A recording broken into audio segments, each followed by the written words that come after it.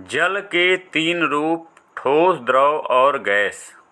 मित्रों, जल सामान्य तापमान पर द्रव अवस्था में रहता है और जब हम इसी सामान्य जल को 100 डिग्री सेंटीग्रेड तक गर्म करते हैं तो यह वाष्प अर्थात भाप अर्थात गैस रूप में बदल जाता है।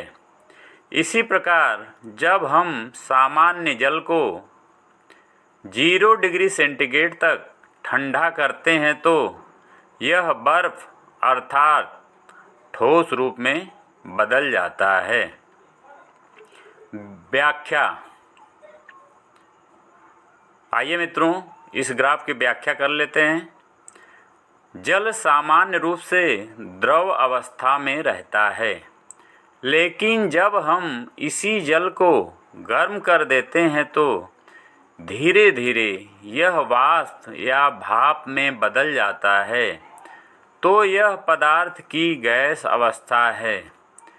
पुनः इस वाष्प या भाप को ठंडा करने पर यह फिर से जल के रूप में परिवर्तित हो जाता है।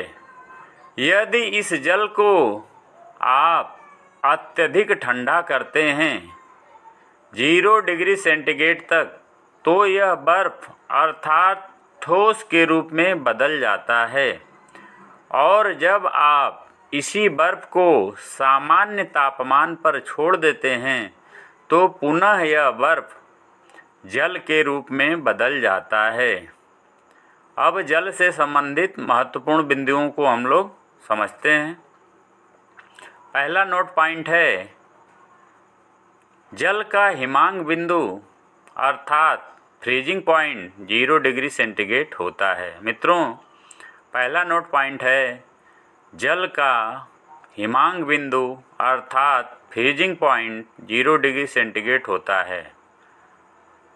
सेकेंड नोट पॉइंट, जल का क्वथनांक बिंदु अर्थात बॉइलिंग पॉइंट 100 डिग्री सेंटीग्रेड होता है। तीसरा पॉइंट, नदी या तालाब के जल का बादल में बदलना वाष्पीकरण अर्थात वेपोराइजेशन का उदाहरण है। चौथा पॉइंट, बादल से वर्षा का होना संघनन अर्थात कंडेंसेशन का उदाहरण है।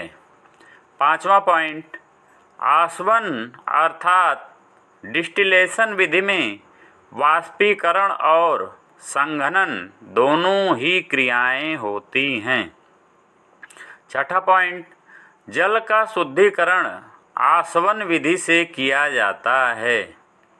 सातवां पॉइंट, बर्फ जमने या ग्लेशियर बनने की क्रिया हिमीकरण अर्थात फ्रीजिंग कहलाती है।